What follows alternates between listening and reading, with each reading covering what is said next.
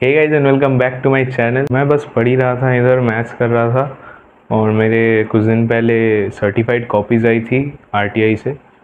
तो मैंने सोचा क्यों ना मैं तुम लोग को भी दिखा दूँ थोड़ा, तो तुम लोग को भी आइडिया लग जाएगा कि मैं क्यों लॉ में फ़ेल हुआ।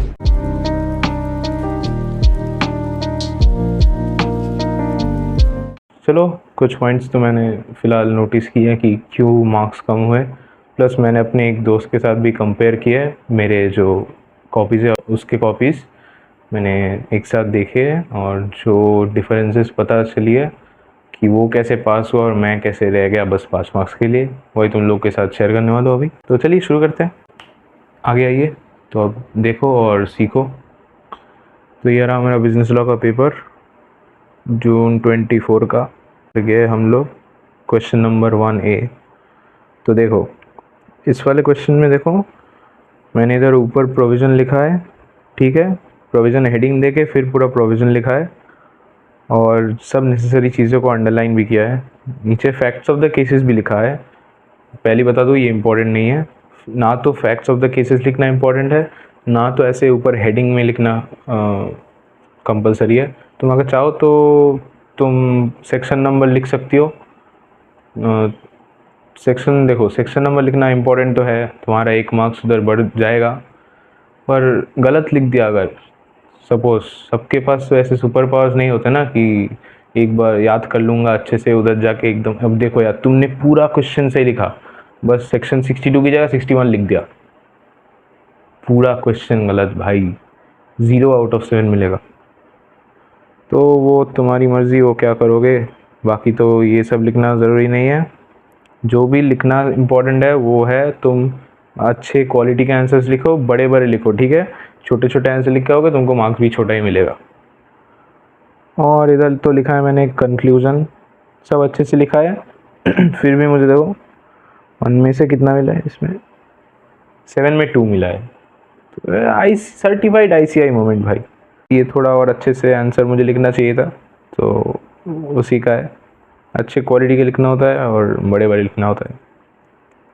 1B में आता है, इधर देखो अच्छे से प्रोविज़न लिखा, फैक्ट्स ऑफ द केसेस भी लिखा और कंक्लूजन भी अच्छे से लिखा, ठीक है।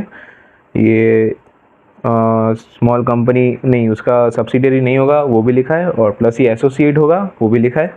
इसलिए इसमें मुझे अच्छे मार्क्स मिले हैं, 4 आउट ऑफ 7 मिला है, ठीक है। तो यार देखो, कैसे तुम प्रेजेंट कर रहे हो अपने आंसर को, इसके ऊपर ही डिपेंड करता है। देखो अब तुम्हारा नाम तो 1000 जा नहीं रहा, वो जो इन्विजिलेटर है उसके पास बस एक कॉपी आ रही है, किसकी है वो उसको मालूम नहीं। तो तुम जैसा लिखोगे तुमको ऐसा ही मार्क्स मिलेगा। तो अभी इसमें देखो ठीक से लिखा है, सब अंडरलाइन किया हुआ है, इधर 4 आउट ऑफ 7 मिला है। उसका अगला क्वेश्चन देखो, देखो इसमें मैं क्या किया है। देखो बस 6 मार्क्स का क्वेश्चन था, मैंने बस 3 लाइन लिखा है और उसके बाद 4 पॉइंट्स डाल दिए बस। ऐसा ऐसा मत करना भाई, ये मुझे अब देख के भाई बहुत बुरा लग रहा है। यही सेम आंसर मेरे दोस्त ने लिखा, सेम 4 पॉइंट, और उसका मेरे से 2 मार्क्स ज़्यादा आ गया। तो देखो लेंथ मैटर करता है, मैं बार बार बोल रहा हूँ। तो इसमें तो फ़िलहाल 2 आउट ऑफ 6 मिला। चलते अगली आंसर पे। 2 मैंने स्किप कर दिया था और अभी 3 के में आया। इधर देखो, इधर भी सब मेरा फॉर्मेट एकदम सेम ही है हर क्वेश्चन में। पर इधर देखो प्रोविज़न लिखा, फैक्ट्स ऑफ द केस लिखा, कंक्लूजन लिखा। पर इधर देखो 3 में 4 में से 1। तो भाई अब मैं क्या बताऊँ, इतना बड़ा आंसर लिखा है अगर, तो इसमें तुम 4 में से 1 दोगे।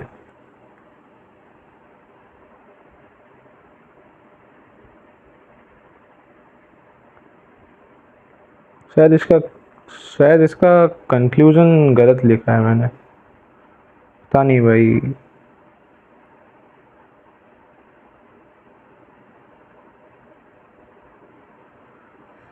हाँ तो भाई तुम्हारा प्रोविज़न भी सही होना चाहिए और कंक्लूजन भी। इधर मैंने कंक्लूजन गलत दिखा है तो मुझे बस 1 मार्क्स मिला है। अगर कंक्लूजन ठीक होता तो शायद 3 मार्क्स मिल जाता।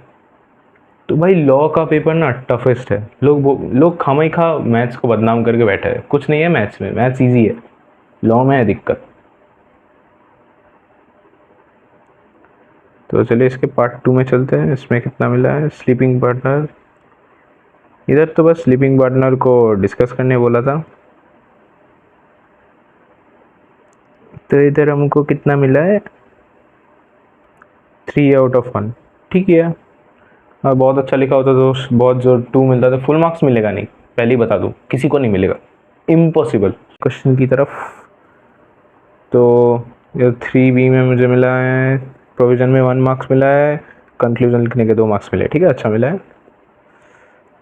इसमें 3/4 मिला है। तो देखो तुम्हारे आंसर पे डिपेंड करता है, इधर सब सही लिखा है तो 3/4 नॉट बैड, पर 4/4 नहीं मिलेगा, सिंपल। और इधर पार्ट 3B पार्ट 2, इधर शायद कुछ केस लॉ था वो कंपनीज का, इधर बस 1 मार्क मिला है। और बड़ा लिखना चाहिए था शायद, कंक्लूजन लिखा ही नहीं शायद मैं। तो इसमें कितना मिला है? 1/3। वही यार, 4A तो गलत ही हो गया पहला वाला। 4A2 में मुझे 1 मार्क्स मिला है उसके प्रोविज़न के, और 2 मार्क्स मिले हैं इसके कंक्लूजन लिखने के लिए, तो 3 मार्क्स हुए टोटल। तो इधर ओ वाओ, इसमें 3/3 मिला है। Oh I take my words back guys, full marks भी मिल सकता है, पर वो 3 मार्क्स वाले में ही। ठीक है, 7 मार्क्स में एक्सपेक्ट मत करना कि तुमको 7 ही दे देंगे।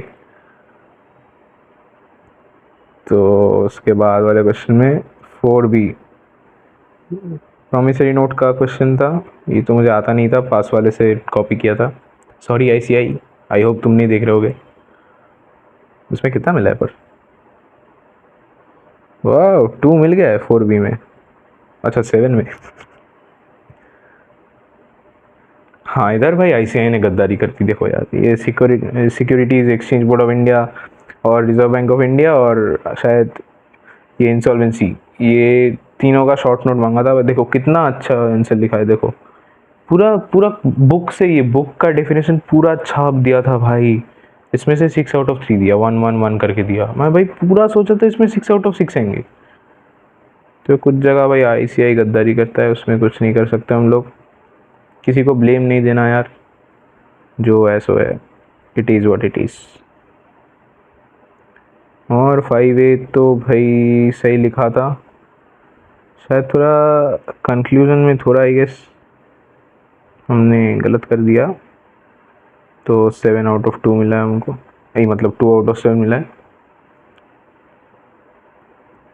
5B में हाँ, अब देखो इधर मैंने डिसोल्यूशन का एक डेफिनेशन लिखा है, पर इसमें से मुझे 1 मार्क्स मिला है, जबकि मेरे दोस्त ने इसका बस 10 लाइन वाला एक डेफिनेशन लिखा था अच्छे से, उसको इसमें 3 मार्क्स मिले बस डेफिनेशन के, और 4 पॉइंट्स लिखे हैं उसके लिए, उसको भी 1 मिला है, मुझे भी 1 मिला है। तो मुझे कितना मिला? 2, उसको कितना मिला? 4। तो ऐसा सोचो, बड़े आंसर लिखो। ठीक है, जो आता है उधर जाके पूरा निकाल दो भाई। तो हमको 7 में 2 मिलता है, और उसके बाद है C वाला ब्रीच ऑफ कॉन्ट्रैक्ट, ये तो शायद छोटा ही लिखा था मैंने, इसमें हाँ 1/6 मिला है। और लास्ट क्वेश्चन में चलते हैं अब। 6A नेगोशिएबल एक्ट, इसमें देखो प्रोविज़न अच्छे से लिखा, सेक्शन वो लिखा, सब लिखा, उधर 2 मिला, कंक्लूजन के लिए 1 मिला। और एकदम लास्ट वाला एक आंसर था कि अगर डोनेशन होता गिफ्ट की जगह तो क्या होता, तो भी सेम ही होता। चेक तो दोनों के लिए उधर सेक्शन 130 नहीं लगता। तो उसमें तो मुझे 4/7 मिला है, सही है। फिर 6B में वेजरिंग एग्रीमेंट का था, एक्सेप्शंस लिखना था, वो भी लिखा सब। पर देखो ये भी थोड़ा बड़ा होना चाहिए था, इसलिए 1 1 2 दिया है बस, 2/6। और चलते हैं 6C में लास्ट क्वेश्चन, जो कि हमारा पूरा गलत है। ये बिकॉज प्रोविज़न था इसका कि जब हम अप्रूवल में गुड्स भेजते तो वो किस किस केस में उसको एक्सेप्टेड मान लिया जाता है, कि when we do some act which signifies our acceptance, कि किसी को और को बेच दिया तो वो तो एक्सेप्ट ही हो गया, या तो फिर टाइम वो एक्सपायर हो जाता है हम लोग का, वो है। हाँ बस, और अगर डायरेक्ट एक्सेप्टेंस हम दे दे तो भी एक्सेप्ट हो जाता है, वो वाला प्रोविज़न लगता है इधर। तो मैंने लिखा क्या है, केवी अटेम्प्टर, मार लिया खुद के पैर में कुल्हाड़ी। इसमें तो मुझे आराम से 3 मिल जाता, 38 हो जाता, और उधर आईसीआई ने वो वाला गद्दारी ना करके मुझे 6 आउट ऑफ 6 दे दिया होता तो भाई हो जाता भाई 41 सॉरी, पास कर जाता भाई मैं। सितंबर नहीं देना होता मुझे। तो यार ये बताने का मतलब यही है कि देख लिया तुमने कि कैसे आंसर लिखना होता है। तो अभी मैं इसे हटा देता हूँ। अच्छे से प्रोविजन याद करो, जाओ अच्छे से लिखो, बड़ा लिखो, अच्छी क्वालिटी का आंसर लिखो, कुछ भी मत लिख के आना, ठीक है। और फिर बस ये है, बहुत जिगरा चाहिए होता है अपना सर्टिफाइड कॉपी दिखाने के लिए। क्या गलती मैंने की है मैंने दिखा दिया। तो तुम्हारा कोई दोस्त है अगर जिसको लॉ में दिक्कत होती है उसको भेज दो ये वीडियो, और फिर मिलते हैं अगली वीडियो में। बाय।